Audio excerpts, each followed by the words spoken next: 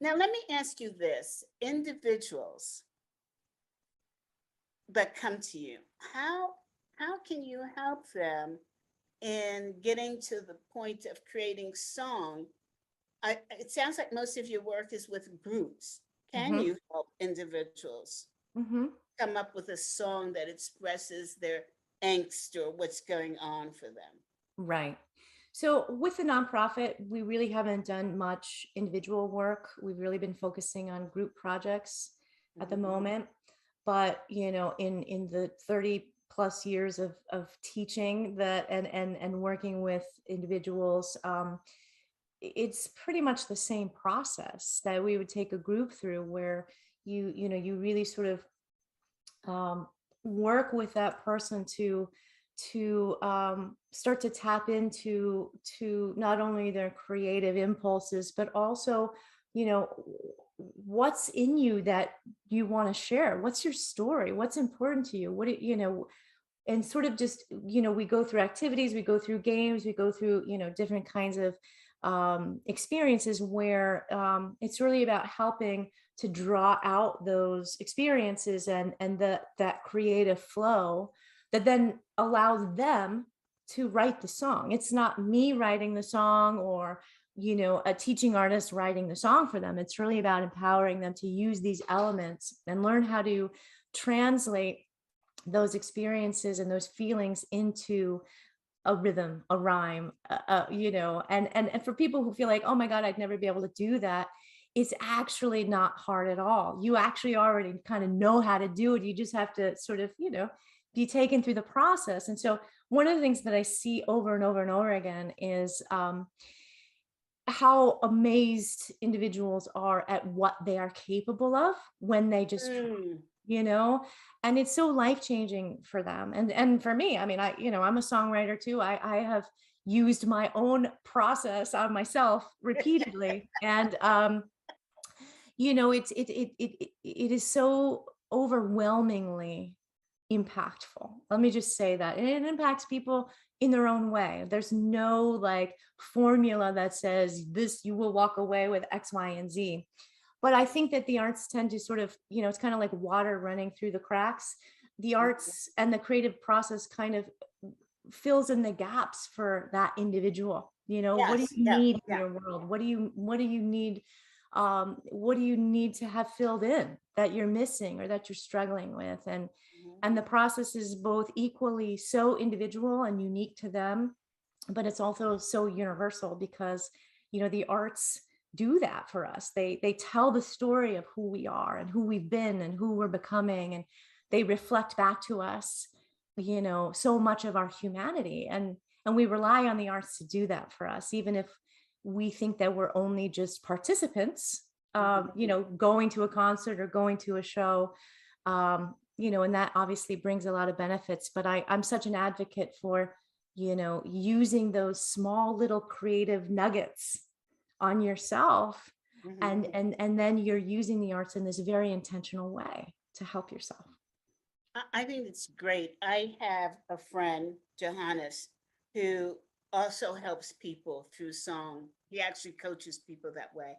And I had him come to the Association of Corporate Executive Coaches, which I lead. And he did a webinar. And what he did is he asked each of us to write down some things that were important in our lives. Mhm. And we just thought, oh, that's weird. Okay, so we wrote down, and I was getting ready to get married, so I wrote some things about that. And then he said, all right, put it on the screen so I could see it. He took each one and he made it into a song. Yeah. And I thought, oh my God, I'm a songwriter. And I felt so incredible. Yeah. It was just the most amazing experience I've had. And we all thought, wow, that is a different type of coaching that really pulls from what we're feeling and puts it into a song. And we began to understand how songwriters write. Yeah. you know, so it Yeah. was beautiful.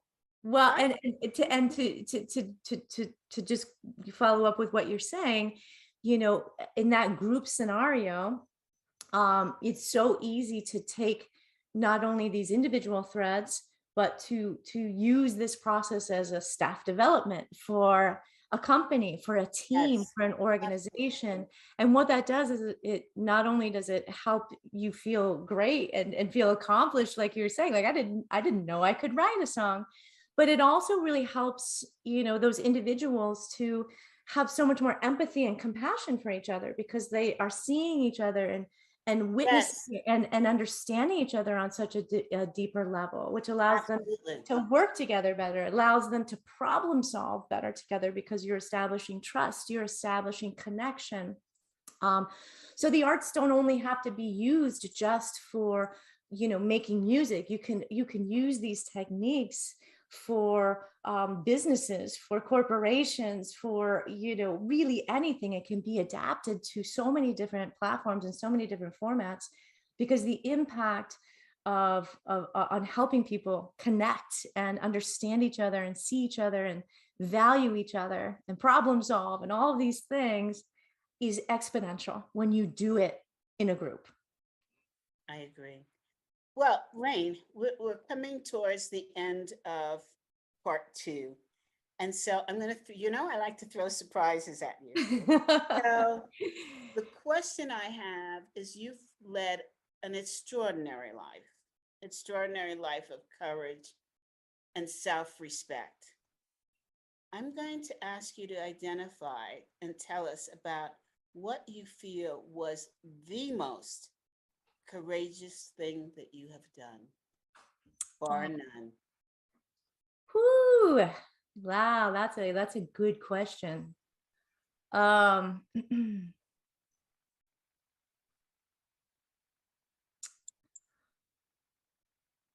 I'm going to say that the most courageous thing that I have done, the thing that has probably impacted me the most and changed me and carved me out and healed me and triggered me and made me so much more of my authentic self is raising my son. And I have just literally sent him off to college 3 weeks ago. My son is on the autism spectrum. Uh-huh. And so the most courageous thing that I did in terms of that experience was I bucked all of the systems in play Okay, for first, this is a whole nother episode. But for us, for those who don't know what autistic people go through, what is it? so in a nutshell, autism is a nervous system dysregulation. So what it does is it makes for people with autism, they have a very hard time processing information, stimulus from the outside world. Their nervous system regulates their sleep and regulates their perception, their social communication. It regulates the way in which they are able to process and communicate emotion. So it's basically an affliction of the nervous system. And so people with autism tend to struggle with regulation, self-regulation. They tend to struggle with social interactions. They tend to struggle with unexpected events. They tend to struggle with outside stimulus that overwhelms their nervous system. And so a lot of times what looks to be like a bratty meltdown is Mhm. actually their nervous system being overloaded. Mhm.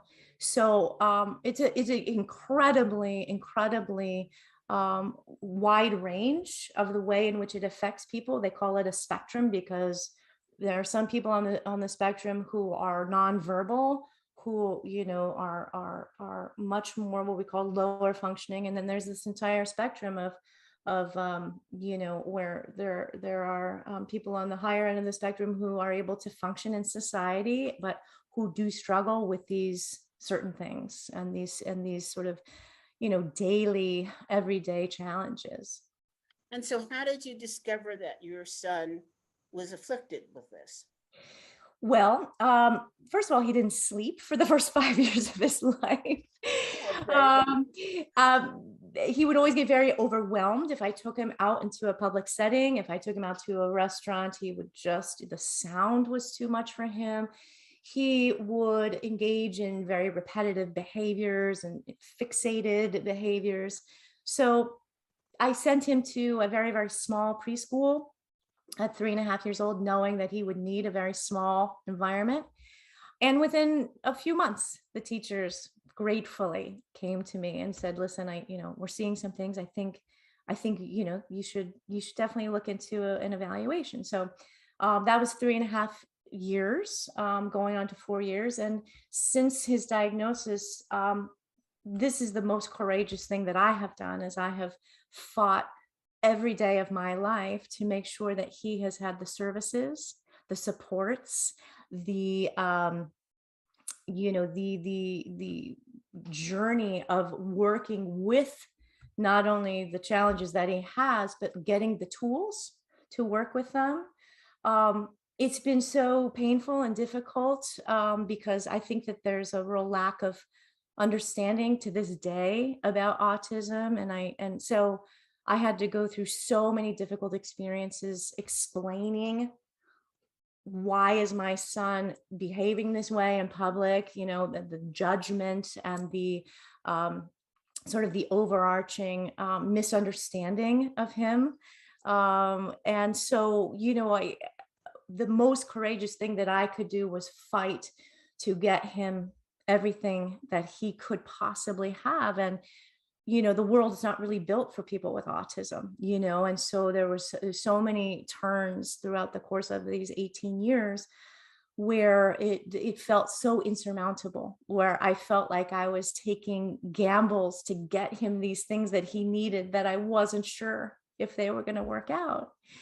um, but I can tell you in all pride and joy that my son just started at Berklee College of Music, Boston Conservatory, studying music composition. This is one of his talents. And he is so happy and so at ease. He's never been better. And um, the courage that I had to muster to fight tooth and nail for him was also fighting for myself and fighting for my own healing and my own growth and my own journey. As a parent, your kids tend to bring up all the stuff in you that's unresolved. And Mhm. so I had to use a lot of courage to look in the mirror a lot and to heal myself as I was working to help him. And so that, I mean, as you know, my life as a whole has been an exercise in journey in trauma and challenge.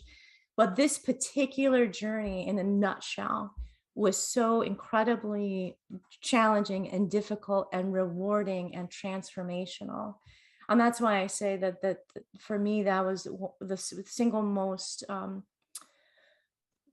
courageous thing, because it was not only just my son, but it was saving my own life as Mhm. well. Did you feel guilty for your son having this affliction? Oh, sure. Did you? Yes. I mean, one of the things that I found out is, since then is there was this whole thing when he was born in 2004 that, vaccines were causing autism and all kinds of stuff. And, I absolutely vaccinated him. And so there was a period of time where I thought, oh my God, did I do the wrong thing? But of course I struggled so much with like, did I do something that caused this? And, to this day, there's very little answers about what causes autism. So I think the research right now is showing more of a genetic situation. But I'm certainly not a medical doctor, and I haven't really been digging into the research lately, but it's been very hard, and it's been very challenging to raise him and not feel not only just overwhelmed by it, but feel so badly that it was such a hard journey for Mhm. him as well. You know, there's nothing that you want more for your child than to have the best and easiest path of it. And the first 18 years of his life have been harrowing and challenging. But I tried to offer him as much um, grit and wisdom and tools. And so hopefully the next 18 years of his life he will benefit from all that he received through this process and the courage that I mustered in order to offer as much as I could to him. And did he go to a special high school or? Yeah, so he throughout the course of his life, he went to multiple special needs schools, and Mhm. he, was in at certain parts of his development, he needed different things. Mhm. So we Mhm. did, change schools throughout the course of his education when it was needed. But And how he, did you know when to do this? um, part of it was just instinct, knowing him, and also um, a lot of the work that I was doing at the time was in special needs schools. And so Mm. I was learning so much about autism by working with so many other kids on the spectrum. And so I Mhm. was able to bring that wisdom and knowledge and sort of, see where he was and learn tools and strategies from the special needs teachers who are trained so extraordinarily to work with this population and community. And um so it was kind of a little bit of multiple things where I really felt, I saw that he had attained and gained many tools Mhm. from that particular environment. And then I could see that maybe he was kind of plateauing a little bit. And so, fierce mama bear has to step in and be like, okay, what's the next step? What's the next growth strategy that he needs for now being a middle schooler or now being a high schooler? And how can I get him more social interaction so that he can practice being in a more social environment? How can I get him skill, like one of the high school that he went to, um he got incredible classes on just executive functioning. How do you keep track of your stuff? How do you make sure that your schedule is working well? I wish I had those classes when Yeah, I was in high I'm school. listening to this. Yes. And so I think that I kind of just had this long-term vision always in mind, which was I knew that he was such a gifted young man, and I knew that he was so capable of of functioning so well in the world. And so I kind of just kept pulling out all the stops.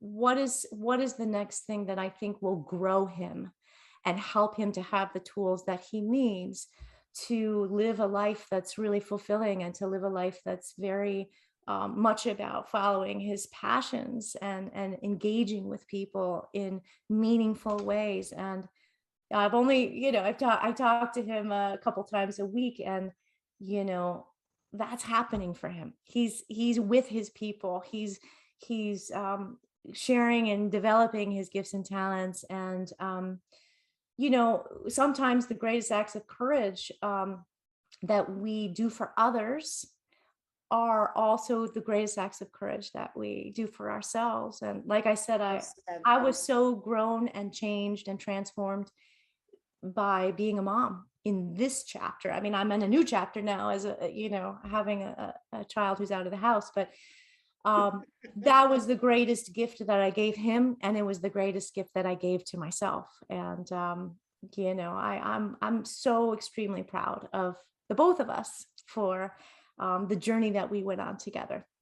Did you have special groups or FaceTime groups or clubs or associations that you could go to get advice or to give advice for moms who had children with this situation? Yeah, I mean, there were in the schools that I both taught in and that Miles was a part of, there were always support groups for parents. One of the things that I found so helpful was just speaking directly to the teachers themselves who were, um, really involved in his journey and sort of knew the ins and outs and the progress and the challenges, and so that was super helpful to have that support as well. um, but I think that, ultimately, being able to be in a community that was both parents of special needs and also teachers of special needs really gave me so much context and so much support to make decisions not only that were best for him, but to also realize, like, oh, I'm not in this alone. Like, Mhm. there are other parents out there who are thinking, like, I don't think I can do this today, or like, how am I going to pick myself off the floor today because, yesterday's episode was so hard, and so it's good to connect and know that there are groups out there. I mean, there's so many groups on Facebook now where you can share stories and exchange, tidbits and nuggets of wisdom. And it's such an important thing to feel connected. How did you get him into Berkeley? Was that a struggle? I have the coolest story ever about how he got into Berkeley. So Do he share. he chose a handful of schools that he wanted to audition for. He didn't want this huge, epic college journey. And so, um, he was putting his portfolio together as a composing major. You have to have these pieces that you compose that a part of your presentation. And he had gone on, a couple of tours and auditions, and but one of the things that he was so clear on was that he did not in any way want to share about his autism. He wanted it to be just simply on his talent, his merit. He was an incredibly gifted student as well, academic. And so, um, we sort of disagreed about that, but I ultimately let him, you know, um, do it the way that he wanted to. So he went into his audition at Boston Conservatory at Berkeley, and he was sitting there with his composer professors and doing an interview. And over the course of the previous summer, he had done a beautiful internship with a composition teacher, and he um, contributed to a concert, which is a benefit for people with autism. And so they asked him about this concert, and he had written some pieces for it and performed for the concert. And when he started speaking about that concert, he got a little emotional, and he then expressed to them that he himself was on the spectrum, and it was just incredibly meaningful and important for him, this concert and that work. And he came out of that audition. I was sitting outside, and he was flying high. And it was the only audition that he put that authentic piece into the mix. And he was so happy, and he felt like he had been so authentic and so real. And he not only was he accepted to that program, which only took 11 freshmen from the entire world this year, but Yes. he received an enormous scholarship. So it is such a testament and I think a great inspiration for all of us to know that when you bring your authentic self to the table, even if it's in the form of what the world might call a disability, his autism is perhaps one of his greatest gifts. And when he was able to own that in such with such courage and such strength, look what happened. And there he is, and he's flying high right now. So I great story, right? love the story. I love the story more than what I could tell you because I'm highly dyslexic. Hmm. And for years, I didn't know what it was. And then I discovered it in grad school. due to a tutor that I had. And then I hit it. Yeah. And when I opened my own company, I had a colleague who was helping me, and she was a former English school teacher. And every time I wrote something, she would correct it, even though it was out already and there was nothing I could do about it. And I finally said, enough. And I put on my email that I'm highly dyslexic. I don't know if you've seen an email from me. These are the other people that are dyslexic. And if it's a problem for you, you own the problem. Yeah. And it gave me such freedom because I've been terminated for jobs for being dyslexic. Yeah. And now it's like, it's all on you, baby. That's You right. deal with it. And Yeah. so I love your son. I love him for I'm He's so proud of he's him. one of the coolest. He's a cool guy. I am proud to be his mom, and I'm so psyched to see where he goes, you know. Hey, everybody, before we end, hey, do you have another song that you could sing for us? Oh goodness. I think this is apropos because we're talking about creative expression and we're talking about what's unique and beautiful in each of us. Yes. So this is our little gospel version of This Little Light of Mine, which is Okay, let's rock it out.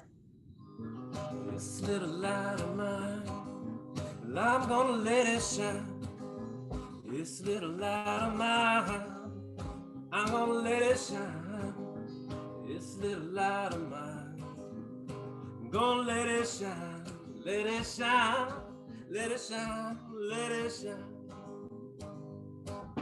Everywhere I go, I'm gonna let it shine. gonna let it shine. Everywhere I go, Everywhere I go, gonna let it gonna let it shine. shine. Everywhere I go, Everywhere I go, I'm gonna let it gonna shine, let it let it shine. shine. Oh, let it shine, let it shine.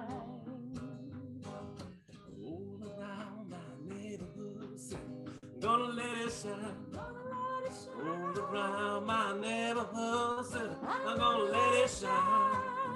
All around my neighborhood, I'm gonna let it shine, let it shine, let it shine, let it shine.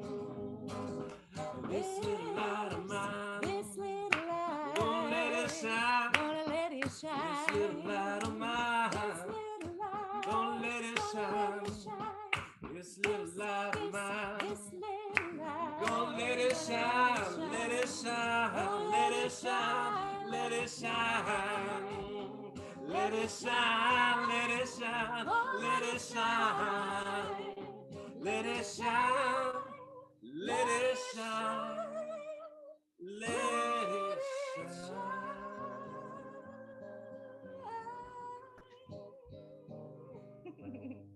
Thank you both so much. How fantastic. What a special treat for us. Thank you. Thank you.